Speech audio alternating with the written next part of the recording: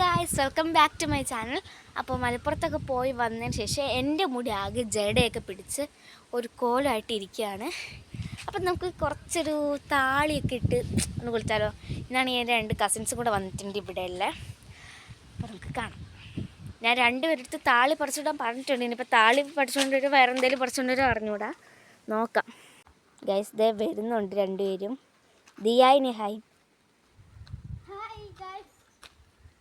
താളി കണിയിട്ടടി ആണ്, അവിടെ പറമ്പിലുള്ളതാണ്. അപ്പം നമുക്ക് അത് പോയി അരച്ചൊക്കെ ചെയ്യാം. കേസ് നമ്മുടെ കല്ല് കഴുകി ഇനി നമുക്ക് താളി ഇടാം.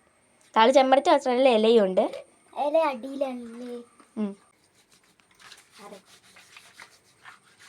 എനിക്ക് അരയ്ക്കാൻ അറിയിട്ടില്ല. അരയ്ക്കുന്ന കാണിച്ചോണ്ടി. എന്താ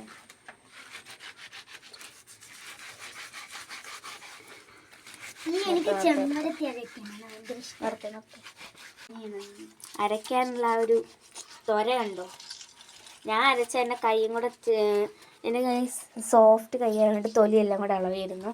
അപ്പോൾ അവരരയ്ക്കാൻ തുടങ്ങി.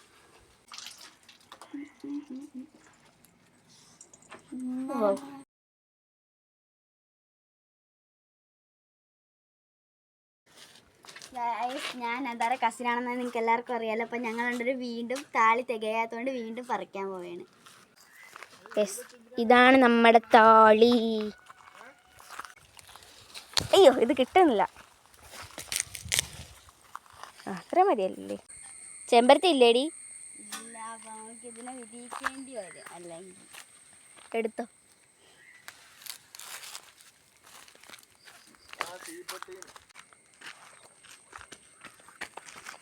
ഹേ മിസ്റ്റർ, എന്തായി?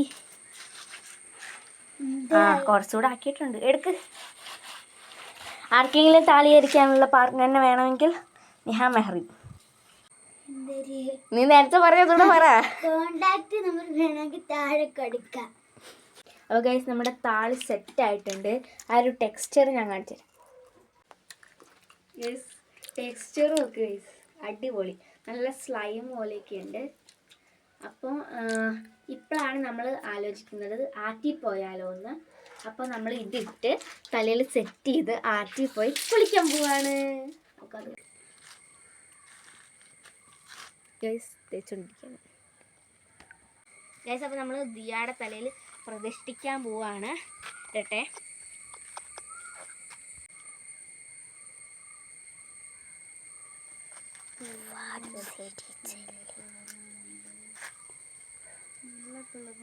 അടുത്തോട്ട് പടി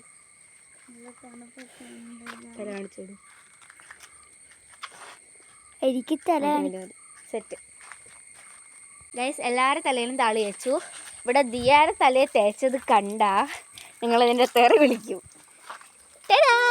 എങ്ങനെ ഉണ്ടാവണം? മുഖത്ത് മൊത്തം ഒലിച്ച്.